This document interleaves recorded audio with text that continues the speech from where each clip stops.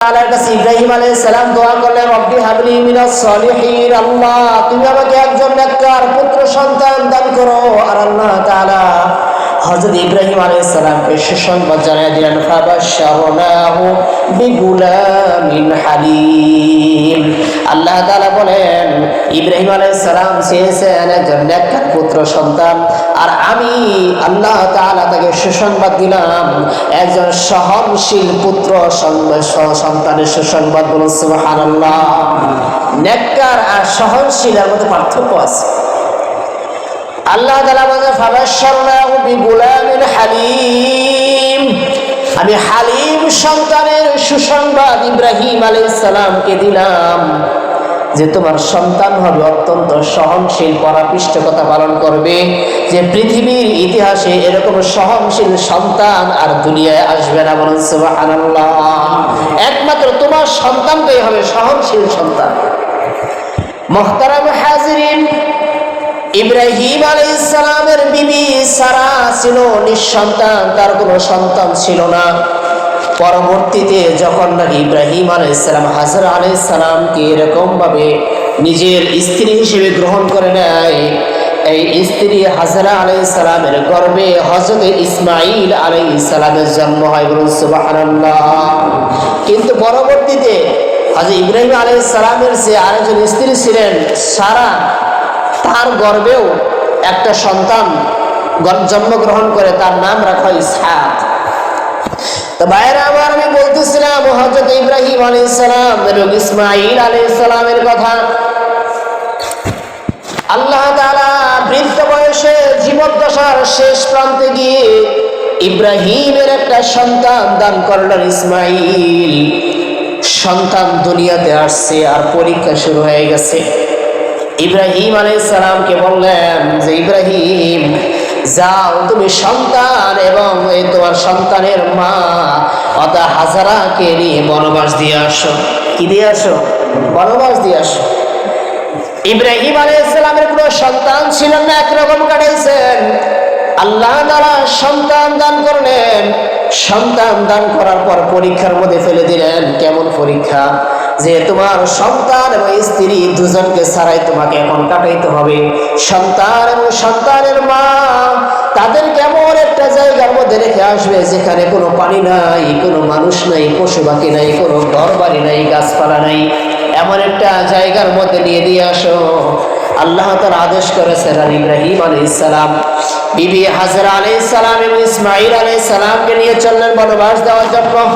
হাজরা আলাইহিস সালাম বলেন, ও আল্লাহর পয়গম্বর, আমাদের অপরাধটা কি? আমরা কি এর অন্যায় করেছি যে আমাদেরকে আপনার এরকম ভাবে দূরে সরাইয়া দিতেছেন, যেখানে কোনো খোঁজ খবর পাওয়া যাবে না, এমন একটা জায়গার মধ্যে কেন রাখতেছেন?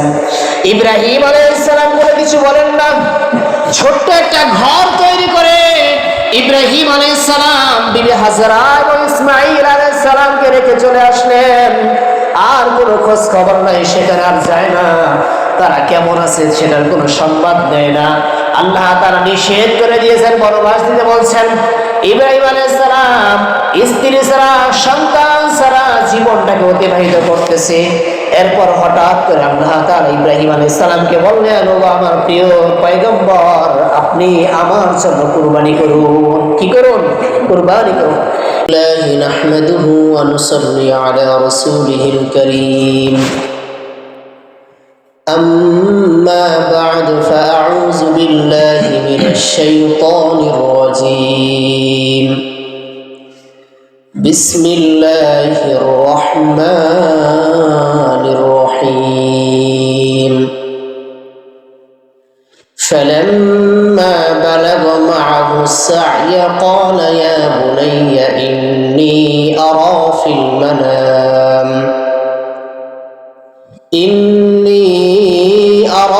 المنام أني أذبحك فانظر ماذا ترى. قال يا أبت افعل ما تؤمر ستجدني إن شاء الله من الصابرين.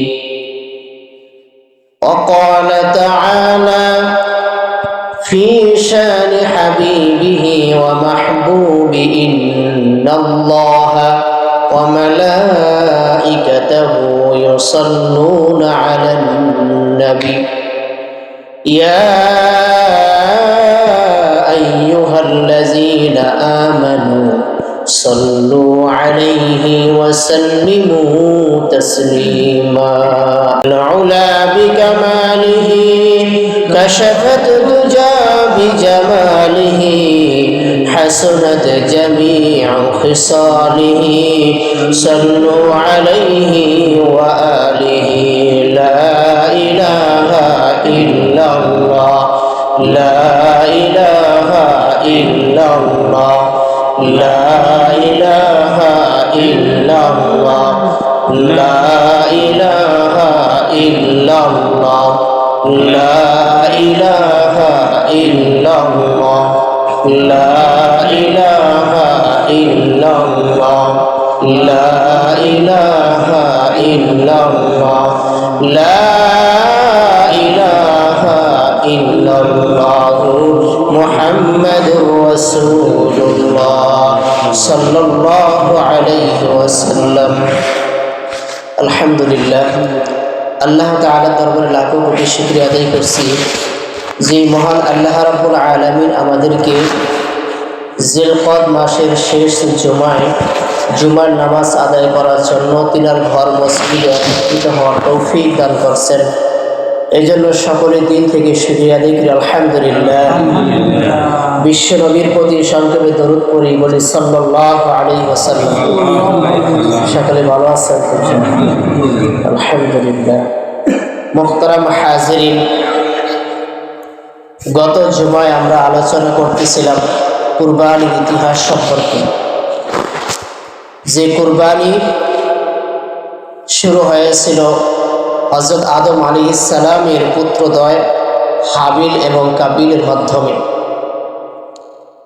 তার মধ্য থেকে একজনের কুরবানি কবুল হয় এবং অপরজনের কুরবানি কবুল হয় না। কিন্তু আমাদের কুরবানিটা এটা হাবিল এবং কাবিলের কুরবানির মতো নয়। আমাদের কুরবানি হলো ইব্রাহিম আলাইহিস সালামের আত্মত্যাগ এবং ইসমাইল আলাইহিস সালামের কুরবানি। ইব্রাহিম আলাইহিস সালাম এবং ইসমাইল আলাইহিস সালাম যেই ধৈর্য এবং কুরবানির যে ত্যাগ, যেই নিদর্শন রেখে গেছেন এই পৃথিবীর মধ্যে, কিয়ামত পর্যন্ত নতুন করে এরকম ত্যাগ এবং কুরবানি পৃথিবীর ইতিহাসে আর কেউ দেখাইতে পারবে না। যে আত্মত্যাগ ইব্রাহিম আলাইহিস সালাম এবং ইসমাইল আলাইহিস সালাম রেখে গিয়েছে, এবং ইব্রাহিম আলাইহিস সালাম এবং ইসমাইল আলাইহিস সালামের কুরবানি, এই আত্মত্যাগ আল্লাহ রাব্বুল আলামিন এটাকে কিয়ামত পর্যন্ত পৃথিবীর বুকে রাখার জন্যই কি করেছেন, প্রত্যেক বছর এরকমভাবে কুরবানিকে আল্লাহ তাআলা এরকম ওয়াজিব করে দিয়েছেন যে সামর্থ্যবান ব্যক্তি যারা আছে, বালেগ পুরুষ এবং মহিলা যারা সামর্থ্যবান, আর সামর্থ্যবান বলতে যে কুরবানির ঈদের দিন থেকে নিয়ে অর্থাৎ জিলহজের 10 তারিখ থেকে নিয়ে 13 তারিখ আসর পর্যন্ত কেউ যদি সামর্থ্যবান হয়, নেশাব পরিমাণ মাল হয়, তাহলে তার উপর আল্লাহ তাআলা কুরবানিকে ওয়াজিব করেছেন। কুরবানি ঈদের দিন সে গরিব, হঠাৎ করে কোনো ক্রমে কুরবানি ঈদের পরের দিন তার কাছে মাল চলে আসছে, তারপরের দিন তার কাছে মাল চলে আসছে নেশাব পরিমাণ, তাহলে সেদিনই তার জন্য কুরবানি করা ওয়াজিব, কুরবানি করতে হবে। তো মুহতারাম হাজিরিন, আল্লাহ তাআলা ইব্রাহিম এবং ইসমাইল আলাইহিস সালামের মাঝে শুধু এই কুরবানির এই ত্যাগটাই নেন নাই, এছাড়া আরও ত্যাগ ইব্রাহিম আলাইহিস সালামের মাধ্যমে নিয়েছে। ইব্রাহিম আলাইহিস সালাম গোটা জিন্দিগিটা প্রায় নিঃসন্তান হিসেবে কাটিয়েছিলেন, যে আল্লাহ তাআলা তাকে কোনো সন্তান দেন নাই। 86 বছর বয়সে হযরত ইব্রাহিম আলাইহিস সালাম আল্লাহ তাআলার কাছে দোয়া করতেছিলেন, রব্বি হাবলি মিনাস সালিহিন, রব্বি হাবলি মিনাস সালিহিন। আল্লাহ তাআলার কাছে ইব্রাহিম আলাইহিস সালাম দোয়া করতে লাগলেন, আল্লাহ তুমি আমাকে একজন সৎ নেককার পুত্র সন্তান দান করো। এরকম ভাবে দোয়া আল্লাহ তাআলার কাছে করেছেন। দুনিয়াবাসী যাদের সন্তানের প্রয়োজন তাদের উচিত এইভাবে দোয়া করা, রব্বি হাবলি মিনাস সালিহিন। নেককার সন্তান চাওয়া। সন্তান হইলেই হলো এমন না, যে সন্তান চাবে তাকে আল্লাহ তাআলার কাছে দোয়া করা যে আল্লাহ তুমি নেককার সুস্থ সন্তান তুমি দান করো, দোয়া করা। পুত্র সন্তান যে আল্লাহ আমাকে একটা ছেলে সন্তান দাও, এইভাবে নয়, রব্বি হাবলি মিনাস সালিহিন, যে আল্লাহ তুমি আমাকে একজন নেককার পুত্র সন্তান দান করো। যে সন্তান যদি নেককার না হয় ওই সন্তান কোনো কাজে আসবে না, না আসবে দুনিয়ায়, না আসবে আখিরাতে, কোথাও কোনো কাজে আসবে না। পাপিষ্ঠ বংশধরকে এরকম বংশ বুনিয়াদ রাখাচ্ছে না রাখাই ভালো। নেককার সন্তানের মাধ্যমে বংশ বুনিয়াদ রাখা। আল্লাহ তাআলার কাছে ইব্রাহিম আলাইহিস সালাম দোয়া করলেন, রব্বি হাবলি মিনাস সালিহিন, আল্লাহ তুমি আমাকে একজন নেককার পুত্র সন্তান দান করো। আর আল্লাহ তাআলা হযরত ইব্রাহিম আলাইহিস সালামকে সুসংবাদ জানিয়ে দিলেন, ফাবাশশারনাহু বিগুলামিন হালিম। আল্লাহ তাআলা বলেন ইব্রাহিম আলাইহিস সালাম চেয়েছেন একজন নেককার পুত্র সন্তান, আর আমি আল্লাহ তাআলা তাকে সুসংবাদ দিলাম একজন সহনশীল পুত্র সন্তানের সুসংবাদ। বলুন সুবহানাল্লাহ। নেককার আর সহনশীলের মধ্যে পার্থক্য আছে। আল্লাহ তাআলা বলেন ফাবাশশারনাহু বিগুলামিন হালিম, আমি হালিম সন্তানের সুসংবাদ ইব্রাহিম আলাইহিস সালামকে দিলাম যে তোমার সন্তান হবে অত্যন্ত সহনশীল, পরাপৃষ্ঠকতা পালন করবে, যে পৃথিবীর ইতিহাসে এরকম সহনশীল সন্তান আর দুনিয়ায় আসবে না। বলুন সুবহানাল্লাহ। একমাত্র তোমার সন্তানটাই হবে সহনশীল সন্তান। মুহতারাম হাজিরিন, ইব্রাহিম আলাইহিস সালামের বিবি সারা ছিল নিঃসন্তান, তার কোনো সন্তান ছিল না। পরবর্তীতে যখন নাকি ইব্রাহিম আলাইহিস সালাম হাজরা আলাইহিস সালামকে এরকম ভাবে নিজের স্ত্রী হিসেবে গ্রহণ করে নেয়, এই স্ত্রী হাজরা আলাইহিস সালামের গর্ভে হযরত ইসমাঈল আলাইহিস সালামের জন্ম হয়। বলুন সুবহানাল্লাহ।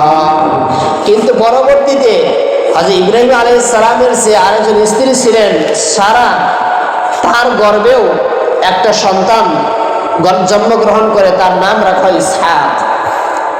তো ভাইরা আমার, আমি বলতেছিলাম হযরত ইব্রাহিম আলাইহিস সালাম এবং ইসমাঈল আলাইহিস সালামের কথা। আল্লাহ তাআলা বৃদ্ধ বয়সে জীবদ্দশার শেষ প্রান্তে গিয়ে ইব্রাহিমের একটা সন্তান দান করলেন, ইসমাঈল। সন্তান দুনিয়াতে আসছে আর পরীক্ষা শুরু হয়ে গেছে।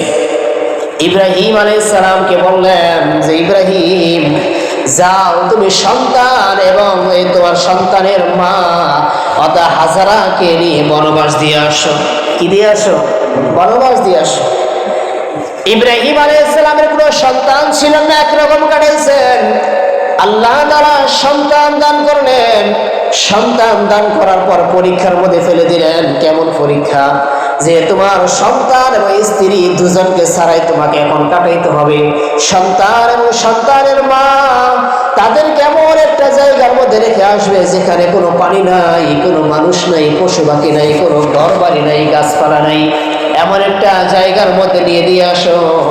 আল্লাহ তাআলা আদেশ করেছেন। আর ইব্রাহিম আলাইহিস সালাম বিবি হাজরা আলাইহিস সালাম এবং ইসমাঈল আলাইহিস সালামকে নিয়ে চললেন বনবাস দেওয়ার জন্য। হাজরা আলাইহিস সালাম বলেন, ও আল্লাহর পয়গম্বর, আমাদের অপরাধটা কি? আমরা কি এর অন্যায় করেছি যে আমাদের কি আপনার এরকম ভাবে দূরে সরাইয়া দিতেছেন, যেখানে কোনো খোঁজ খবর পাওয়া যাবে না, এমন একটা জায়গার মধ্যে কেন রাখতেছেন? ইব্রাহিম আলাইহিস সালাম বলে কিছু বলেন না। ছোট্ট একটা ঘর তৈরি করে ইব্রাহিম আলাইহিস সালাম বিবি হাজরা এবং ইসমাঈল আলাইহিস সালামকে রেখে চলে আসলেন। আর কোনো খোঁজ খবর নাই, সেখানে আর যায় না। তারা কেমন আছে সেটার কোনো সংবাদ দেয় না। আল্লাহ তাআলা নিষেধ করে দিয়েছেন, বনবাস দিতে বলছেন। ইব্রাহিম আলাইহিস সালাম স্ত্রী ছাড়া সন্তান ছাড়া জীবনটাকে অতিবাহিত করতেছে। এরপর হঠাৎ করে আল্লাহ তাআলা ইব্রাহিম আলাইহিস সালামকে বললেন, ও আমার প্রিয় পয়গম্বর, আপনি আমার জন্য কুরবানি করুন। কি করুন? কুরবানি করুন। ইব্রাহিম আলাইহিস সালাম স্বপ্নে দেখলেন কুরবানি করতে হবে। ঘুম ভেঙে গেছে। ইব্রাহিম আলাইহিস সালাম পরের দিন 100 দুম্বা কুরবানি করে দিলেন। আবার যখন রাত্রি চলে আসছে, আল্লাহ তাআলা ইব্রাহিম আলাইহিস সালামকে বলতেছেন, ইব্রাহিম আপনি কুরবানি করুন। আবারও আল্লাহর পয়গম্বর ইব্রাহিম আলাইহিস সালাম এরকম ভাবে 100 উট আল্লাহ তাআলা রাস্তায় কুরবানি করে দিলেন। এইভাবে স্বপ্ন দেখাইতেছে আল্লাহ তাআলা। আল্লাহ তাআলা আবার বলতেছেন, ইব্রাহিম আপনি আপনার প্রিয় বস্তুকে আমার জন্য কুরবানি করুন, আপনার প্রিয় বস্তুকে আমি চাই। ইব্রাহিমের ঘুম ভেঙে গেছে। ইব্রাহিম আলাইহিস সালাম চিন্তা করতে লাগলো, আমাকে কুরবানির কথা বলা হয়েছে, আমি 100 দুম্বা কুরবানি করলাম, উট কুরবানি করলাম। পরপর আবার স্বপ্ন দেখানো হলো যে প্রিয় বস্তুকে কুরবানি করার জন্য। তার মানে আগের কুরবানিগুলো আল্লাহ তাআলা কবুল করে নাই। প্রিয় বস্তুকে যেহেতু চেয়েছেন, তো দুনিয়ার মধ্যে প্রিয় বস্তু বলতে আমার ইসমাঈল ছাড়া আর দুনিয়ার মধ্যে কেউ প্রিয় নাই। বলুন সুবহানাল্লাহ। ইব্রাহিম আলাইহিস সালাম বুঝতে পারলেন আমার সন্তানকে ইসমাঈলকে আল্লাহ তাআলা চেয়েছেন, তাকে কুরবানি করতে হবে, জবাই করতে হবে। ইব্রাহিম আলাইহিস সালাম মক্কায় চলে গেলেন, যে জায়গার মধ্যে এরকম ভাবে ঘর বাড়ি ছাড়া কোনো বসতি নাই, মানুষ নাই। এমন একটা জায়গার মধ্যে ইব্রাহিম আলাইহিস সালাম সন্তান এবং হাজরা আলাইহিস সালামকে রেখে এসেছিলেন। সেখানে গিয়ে দেখলেন আর আগের মতো নাই, সেখানে বিশাল বড় বাজার হয়ে গেছে, মানুষের বসতি হয়ে গেছে, সেখানে পানির ব্যবস্থা হয়ে গেছে, জমজম কুয়ার পানি হয়ে গেছে, গাছপালা বাগান সবুজ শ্যামলের কোনো অভাব নাই। সেখানে গিয়ে হাজরা আলাইহিস সালামের ঘর খুঁজে পায় না। মানুষকে জিজ্ঞাসা করতে লাগলো, এই জায়গার মধ্যে একটা ঘর আছে, যে ঘরের মধ্যে আমার স্ত্রী আমার সন্তান ইসমাঈল আলাইহিস সালাম, ইসমাঈল বসবাস করে, এই ঘরটা কোন জায়গায় আছে? লোকজন দেখায় দিল যে ঘর এখানে না, এই ঘর তারও দূরে। এই জায়গার মধ্যে এখন বাজার ঘাট হয়ে গেছে, সামনে অগ্রসর হন, সেই জায়গার মধ্যে গিয়ে আপনি সেখানে আপনার স্ত্রী এবং সন্তানদের ঘর খুঁজে পাবেন। বলুন সুবহানাল্লাহ। ইব্রাহিম আলাইহিস সালাম বিবি হাজরা আলাইহিস সালামের ঘরের দরজায় গিয়ে ডাকতেছেন, ইসমাঈল, ইসমাঈল বলে ডাকতেছেন। ইসমাঈল আলাইহিস সালাম ঘরের দরজার মধ্যে এসে দেখেন যে একজন বয়োবৃদ্ধ একটা মানুষ আমাদের ঘরের মধ্যে এসে ডাকতেছে, দরজায় দাঁড়িয়ে ইসমাঈল ইসমাঈল বলে ডাকতেছেন। আশ্চর্যের বিষয় হলো ইসমাঈল আলাইহিস সালাম তো তার বাবাকে চিনে না। ইসমাঈল আলাইহিস সালাম ওই বয়োবৃদ্ধ মানুষটার শরীরের দিকে তাকায়া দেখে যে এই মুরব্বী শরীরের মধ্যে যেরকম জামা, আমার ঘরের মধ্যে একটা এরকম ভাবে জামা আছে, যে জামাটা আমি দেখেছি বছরের পর বছর আমার মা এরকম ভাবে জামাটা জড়ায় ধরে কান্দে। আমার মা ওই জামাটা ধরে চোখে লাগায়, মুখে লাগায়, চুমু খায়। আমার মা ওই জামাটা নিয়ে বছরের পর বছর দেখছে নাকের মধ্যে সঙ্গে। আমি যখন জিজ্ঞাসা করতাম, মা তোমার এই জামার সাথে এত ভালোবাসা কেন, এই জামাটার সাথে এমন করে কান্নাকাটি করো কেন, এই জামাটা তুমি শরীরের সাথে লাগাও কেন, এই জামাটা তুমি নাকের সাথে লাগাও কেন? আমার মা জবাব দিয়েছিলেন, বাবা ইসমাঈল, এই জামাটার সাথে সম্পর্ক আমার একদম আলাদা। এই জামাটাকে আমি অনেক ভালোবাসি, এই জন্য ভালোবাসি। এই জামাটাকে আমি নাকের সাথে লাগাই, সুগন্ধি নেই, আতরের খুশবু নেই, ঘামের গন্ধ নেই, সুরমা এরকম আতর হিসেবে আমি তার গন্ধ নেই। বছরের পর বছর নিতেছে, এর কারণ হলো এই জামাটা কোনো যেই সেই জামা না, এটা হলো তোমার বাবা আল্লাহর পয়গম্বর ইব্রাহিম আলাইহিস সালামের জামা। ইসমাঈল আলাইহিস সালামের জামা থেকে চিনে ফেলেছে আমার মা ঘরের মধ্যে যে জামা রেখেছে, আর এই মুরব্বী শরীরের মধ্যে একই জামা দেখতেছি, তার মানে এটাই হলো আমার বাবা ইব্রাহিম আলাইহিস সালাম। ইসমাঈল আলাইহিস সালাম মাকে ডেকেছে, মা এই দেখো আমার বাবা ঘরের দরজার মধ্যে চলে আসছে আমাকে নেওয়ার জন্য, আমাদেরকে নেওয়ার জন্য। ইব্রাহিম আলাইহিস সালামের স্ত্রী হাজরা আলাইহিস সালাম ঘরের দরজায় আসলেন। দীর্ঘ একটা সময় পর স্বামী এবং স্ত্রী সাক্ষাৎ হতেছে, কিন্তু এই সাক্ষাৎটা কেমন সাক্ষাৎ? এখানে তো একটা উদ্দেশ্য নেই। ইব্রাহিম আলাইহিস সালাম গিয়েছেন, আল্লাহ তাআলা পাঠিয়েছেন, আল্লাহ তাআলা জানিয়ে দিয়েছে ইব্রাহিম আলাইহিস সালামকে, ফালাম্মা বালাগা মাআহু সা'য় ক্বালা ইয়া বুনাইয়া ইন্নী আরা ফিল মানাম। সেই স্বপ্ন দেখেছিলেন ইব্রাহিম আলাইহিস সালাম, সেই স্বপ্নটার কথা ইসমাইল আলাইহিস সালামকে জানায় দিতেছেন। কি জানায় দিতেছেন? ইব্রাহিম আলাইহিস সালাম ইসমাইলকে বলতেছেন, হে আমার বৎস, হে আমার সন্তান, হে আমার পুত্র, আমি স্বপ্ন যুগে দেখেছি যে তোমাকে আমি জবাই করতেছি। কি করতেছি ভাই? জবাই করতেছি। আল্লাহ তাআলা বলেন, ফালাম্মা বালাগা মা'হু সা'য়া ক্বালা ইয়া বুনাইয়া ইন্নী আরা ফিল মানাম। যেই সময় সন্তান বড় হয়ে উঠেছে, বাবার সাথে হাটে বাজারে যাবে, বাবার কাজের মধ্যে সহযোগিতা করবে, বাবার সাথে একটা ভালোবাসা তৈরি হবে, ঠিক সেই সময় আল্লাহ তাআলা বলেছেন ইসমাইলকে কুরবানি করার জন্য। আর এই কুরবানির প্রস্তাব সন্তানকে জানিয়ে দিলেন যে, হে আমার সন্তান, আমি স্বপ্ন দেখেছি যে তোমাকে আমি জবাই করতেছি। এখন বলো তোমার অভিমত কি? তুমি প্রস্তুত আছো কিনা? তুমি প্রস্তুত আছো কিনা? এখানে বোঝার বিষয় হলো যে ইব্রাহিম আলাইহিস সালাম জানেন যে আমাকে আল্লাহ তাআলা বলেছেন ইসমাইলকে কুরবানি করার জন্য। এখন তারপরেও ইব্রাহিম আলাইহিস সালাম ইসমাইলকে বলতেছেন যে তুমি প্রস্তুত আছো কিনা। এখন বলেন তো, ইসমাইল যদি বলতো যে না আমি প্রস্তুত নাই, তাহলে কি ইব্রাহিমকে জবে করা থেকে বিরত থাকতেন? বিরত থাকতেন কি? বিরত থাকতেন না। কেমন থাকতেন না? এই যে 5 ওয়াক্ত নামাজ যে ফরজ করেছেন আপনারা, না যারা নামাজ পড়েন 5 ওয়াক্ত নামাজ ফরজ করেছেন, এখন আজান হয়েছে, আপনি মসজিদে আসবেন নামাজের জন্য, আপনার সাথে যে ব্যক্তি আছে যে তাকে আপনি বললেন যে ভাই আজান হয়েছে, আল্লাহ তাআলা তো নামাজ পড়তে বলেছেন, তা আমি নামাজ পড়তে যাই। এখন ওই লোক যদি বলে যে না আপনি নামাজ পড়েন না, তাহলে কি আপনি নামাজ ছেড়ে দিবেন? ছেড়ে দিবেন না। কেন? যে আল্লাহ তাআলার হুকুম। তো ইব্রাহিম আলাইহিস সালাম ইসমাইলকে বলতেছেন যে আমাকে জবাই করতে বলছেন, আমি কি তোমাকে জবাই করবো, তুমি কি রাজি আছো? তখন ইসমাইল যদি বলতো যে আমি রাজি নাই, তাহলে কি তাকে জবাই করা বাদ দিয়ে দিতেন? না, বরং আল্লাহ তাআলা ইব্রাহিম আলাইহিস সালামকে যে পরীক্ষা করতেছেন, এখন ইব্রাহিম আলাইহিস সালাম তার সন্তানকে পরীক্ষা করতেছে যে আল্লাহ তাআলা তো বলছেন যে ফাবাশশারনাহু বিগুলামিন হালিম, যে আমি আপনাকে হালিম সন্তান দান করেছি, সহনশীল সন্তান দান করেছি। যে আসলে কি আমার সন্তান সহনশীল কিনা, এই পরীক্ষাটা ইব্রাহিম আলাইহিস সালাম করতেছিলেন। বলে সুবহানাল্লাহ। ভাইয়েরা আমার, ইব্রাহিম আলাইহিস সালাম যে পরীক্ষা দিতেছেন সন্তানের, এবার সন্তান ইব্রাহিম আলাইহিস সালামকে ডাক দিয়ে বলতেছেন, ক্বালা ইয়া আবাতি ফাআল মা তু'মার সাতাজিদুনি ইনশাআল্লাহু মিনাস সাবিরিন। যেমন বাবা তেমন সন্তান আল্লাহ দিয়েছেন ইব্রাহিমকে।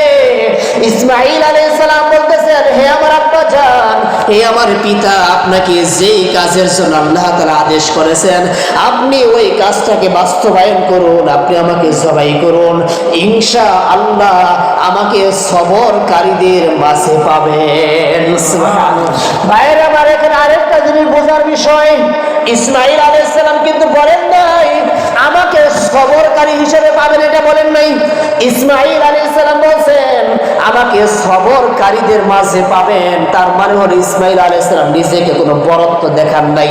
ইসমাঈল আলাইহিস সালাম বুঝাইছেন আমার মতো আরো যদি কেউ সবরকারী থেকে থাকে, আমার মতো আরো যদি কেউ সহনশীল থেকে থাকে, আমার মতো আরো কেউ যদি ধৈর্যশীল থেকে থাকে, তাহলে আমাকেও তাদের অন্তর্ভুক্ত পাবেন। নিজের একাত্মকে প্রকাশ করেন নাই যে আমার মধ্যে আছে আর কারো মধ্যে নাই, এরকম ইসমাঈল আলাইহিস সালাম কিন্তু প্রকাশ করে নাই।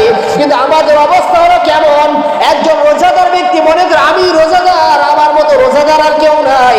একজন নামাজি মনে করে আমি নামাজি হয়ে গেছি, আমার মতো নামাজি ব্যক্তি আর কেউ নাই।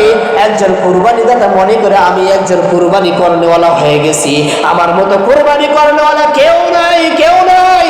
একজন দানবীর মনে করে আমি বড় দাতা হয়ে গেছি, আমার মতো দাতা কেউ নাই।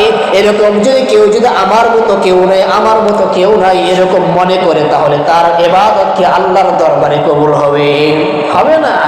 এই জন্য আল্লাহ তাআলা যারা ইসমাঈল আলাইহিস সালাম বলেছেন সাতাজিদুনি ইনশাআল্লাহু মিনাস সাবিরিন।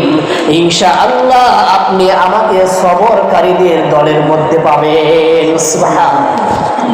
ভাইয়েরা, আমরা আলোচনা সংক্ষেপ করতেছি। ইব্রাহিম আলাইহিস সালাম ইসমাঈল আলাইহিস সালামকে নিয়ে চললেন, মিনায় চলে গেলেন। ইসমাঈল আলাইহিস সালামকে জবে করবেন, সব কিছু রেডি হয়ে গেছে, প্রস্তুত হয়ে গেছে। এবার ইসমাঈল আলাইহিস সালাম সন্তান হয়ে বাবাকে উপদেশ দিতেছে।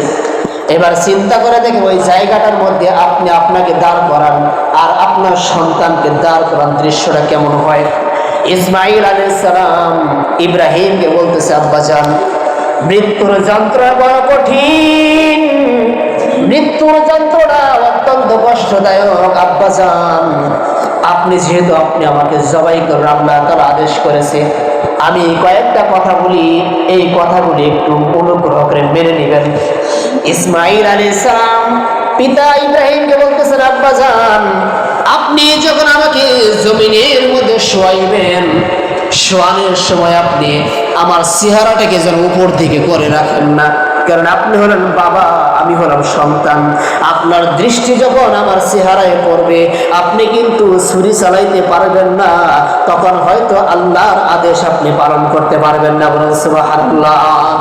ইব্রাহিম আলাইহিস সালামকে বলতেছেন, ইসমাঈল, আব্বাজান, আমাকে কাত করে শোয়াইবেন যেন আমার চেহারাটা আপনার চোখের সাথে না লাগে। আব্বাজান, মৃত্যুর যন্ত্রণা বড় কঠিন, যখন ছুরি চালাইবেন হয়তো আমি ছটফট করতে পারি, হাত পা লাড়া দিতে পারি, আর এই হাত পা আপনার শরীরের মধ্যে যাবে, অথবা এই রক্তর ছিটা আপনার শরীরের মধ্যে লাগবে, এই জন্য আমার সওয়াবের কম হতে পারে। আব্বাজান, আপনার কাছে একটা রিকোয়েস্ট, আপনি শোয়ানোর পর আমার হাত এবং পা দুটাকে বেঁধে রাখবেন। ইব্রাহিম আলাইহিস সালামকে বলতেছেন, আব্বাজান, আপনার কাছে আরেকটা অনুরোধ, রিকোয়েস্ট, আপনি যে ছুরিটা হাতে নিয়ে আছেন, সন্তান দেখতেছে বাবার হাতে ছুরি, কিছুক্ষণ পরেই বাবা আমার গলার মধ্যে ছুরি চালাইবে আল্লাহর সন্তুষ্টির জন্য। আব্বাজান, এই ছুরিটা একটু ভালো করে দাঁড় দিয়ে নিয়েন, কেননা মৃত্যুর যন্ত্রণা বড় কঠিন, যদি দাঁড় কম হয় তাহলে আমার জবাই হতে কষ্ট হবে। আব্বাজান, আপনার কাছে শেষ একটা আবদার আমি জানাই, আমি দীর্ঘ বছর পর্যন্ত দেখেছি ঘরের মধ্যে আম্মাজান আপনার জামা ঝুলিয়ে রেখেছিল, ওই জামাটা জড়াইয়া জড়াইয়া কামতো দেখেছি, নাকের সাথে মিশাইত গ্রাম নিত। জিজ্ঞাসা করেছিলাম, তখন বলেছে, আব্বাজান, একটা রিকোয়েস্ট, যেহেতু মার কাছ থেকে বিদায় নিয়ে আসি নাই, আমি এখন জবাই হয়ে যাব, শেষ পরিস্থিতিতে আপনি আমার জামাটা, রক্তমাখা জামাটা আমার মায়ের কাছে নিয়ে দিবেন, যেন আমার মা আমার এই সন্তান ইসমাইলের জামাটা দেখে হলো একটু মনকে সান্ত্বনা দিতে পারে। বলুন সুবহানাল্লাহ। ইব্রাহিম আলাইহিস সালাম ইসমাইলকে জমিনের মধ্যে শুয়াইছেন, হাত পা বেঁধে নিয়েছেন, কপালটাকে নিচের দিকে করে রাখছেন, কাত করে শুয়াইছেন, ছুরি চালানো শুরু করেছেন। এত ছুরি চালায় কিন্তু ইসমাইলের গলা কাটে না। বলুন সুবহানাল্লাহ। ইব্রাহিম আলাইহিস সালাম রাগান্বিত ছুরির উপর, এত ধার দিলাম, ছুরির ধার কোথায় গেল? রাগ করে ছুরিটাকে ঢেল দিয়েছে। এরকম বর্ণনার মধ্যে পাওয়া যায়, ওই ছুরিটা যখন পাথরের উপর পড়েছে, এই ছুরিটার এত ধার ছিল, পাথর পর্যন্ত দুই টুকরা হয়ে গেছে। সুবহানাল্লাহ। যেই ছুরিতে পাথর কেটে যায় ইব্রাহিম ইসমাইল গলার একটা পশম পর্যন্ত কাটে নাই, আদেশ ছিল কার? এই আদেশ ছিল আল্লাহ তাআলার। আল্লাহ তাআলা আদেশ করেছেন ছুরিকে, এই ছুরি তুমি যেরকম ভাবে ইব্রাহিম আলাইহিস সালামের জন্য আগুন যেরকম ঠান্ডা হয়ে গিয়েছিল, ইসমাইলের জন্য ছুরিটাকে এরকম ভাবে দাঁতটাকে নষ্ট করে দিয়েছেন, যে দাঁতটা আর ইসমাইলের গলা কাটা তো দূরের কথা, ইসমাইলের একটা পশম পর্যন্ত কাটে নাই। বলুন সুবহানাল্লাহ। মুহতারাম হাজিরিন, একজন বাবা তার সন্তানের গলার মধ্যে সমস্ত এরকম ভাবে শক্তি দিয়ে যখন ছুরি চালাইতেছে, আসমানের ফেরেশতা পর্যন্ত তাসবিহ পড়তেছে, আসমানের ফেরেশতা পর্যন্ত চিৎকার করতেছে, আল্লাহর কাছে ফরিয়াদ করতেছেন, আল্লাহ, এই যে একটা করুণ দৃশ্য জমিনের মধ্যে হইতেছে, এই বৃদ্ধ যে লোকটা ছুরি চালাইতেছে, আল্লাহ, এই বৃদ্ধ লোকটার প্রতি তুমি দয়া করো এবং এই সন্তানটাকে তুমি হেফাজত করো। বলুন সুবহানাল্লাহ। আল্লাহ তাআলার কাছে ফেরেশতা দোয়া করতেছেন, আর আল্লাহ তাআলা ফেরেশতাদের দোয়া কবুল করে কোরআনের মধ্যে ওয়ানাদাইনাহু আইয়া ইব্রাহিম قد صدقت الرؤيا إنا كذلك نجزي المحسنين إن هذا لهو البلاء المبين وفديناه بذبح عظيم আমার আল্লাহ তাআলা পবিত্র কোরআনের মধ্যে বলে দিয়েছেন যে ওই সময় আমি ইব্রাহিমকে ডাক দিয়ে বললাম ওয়ানাদাইনাহু আইয়া ইব্রাহিম, হে আমার ইব্রাহিম, হে আমার পয়গম্বর, তুমি তো তোমার স্বপ্নকে বাস্তবায়ন করে দেখাইলে, এরকম ভাবে আমি আমার নেককার বান্দাদেরকে পরীক্ষার মাধ্যমে তাদের ফলাফল দিয়ে থাকি। বলুন সুবহানাল্লাহ। এরপর আল্লাহ তাআলা জানায় দিলেন ওয়াফাদাইনাহু বিযিবহিন আযীম, আমি ফেরেশতাদের দোয়াকে কবুল করে জিবরাইলকে বলে দিলাম ইসমাঈলকে সরাইয়া জান্নাতের জন্তু জবাই করার জন্য। বলুন সুবহানাল্লাহ। ওয়াফাদাইনাহু বিযিবহিন আযীম, আল্লাহ বলেন যে ইসমাঈলের পরিবর্তে আমি এক মহান জন্তু সেখানে জবাই করে দিয়েছি। সুবহানাল্লাহ। পরীক্ষা পাশ করলেন কে ভাই? ইব্রাহিম আলাইহিস সালাম এবং ইসমাঈল উভয় কি করে পরীক্ষা পাশ করলেন? আল্লাহ তাআলা পবিত্র কোরআনে বলেছেন কুল ইন্না সলাতি ওয়া নুসুকি ওয়া মাহইয়ায়া ওয়া মামাতি লিল্লাহি রাব্বিল আলামিন, যে আমার নামাজ, আমার কুরবানি, আমার জীবন, আমার মরণ সব কিছু কার জন্য হতে হবে ভাই? কার জন্য? আল্লাহর জন্য হতে হবে। আমার কুরবানি, আমার নামাজ, আমার জীবন, আমার মরণ সব কিছু আমার আল্লাহর জন্য হতে হবে। জীবন আল্লাহ ব্যতীত আর কারো জন্য দেওয়া যাবে? যাবে না। কোন একটা পশুর জীবনও আল্লাহ ব্যতীত অন্য কারো জন্য দেওয়া যাবে? যাবে না। মুহতারাম হাজিরিন, এই যে কুরবানি ঈদ চলে আসছে, এই কুরবানি আমরা যেমন স্বাচ্ছন্দ্য বোধ ভাবে আমরা কুরবানি করব, আমরা স্বাচ্ছন্দ্য বোধ হয়ে আমরা নামাজ পড়ব, কিন্তু ভারতের খবর নিয়ে দেখেছেন সেখানে ওরা স্বাচ্ছন্দ্যকে দূরের কথা, ওরা কষ্টের মধ্যে দিয়ে কুরবানি করার সুযোগ পাবে কিনা সন্দেহ আছে। যারা কুরবানি গরু বিক্রি করতে যাইতেছে তাদেরকেও সেখানে আক্রমণ করতেছে।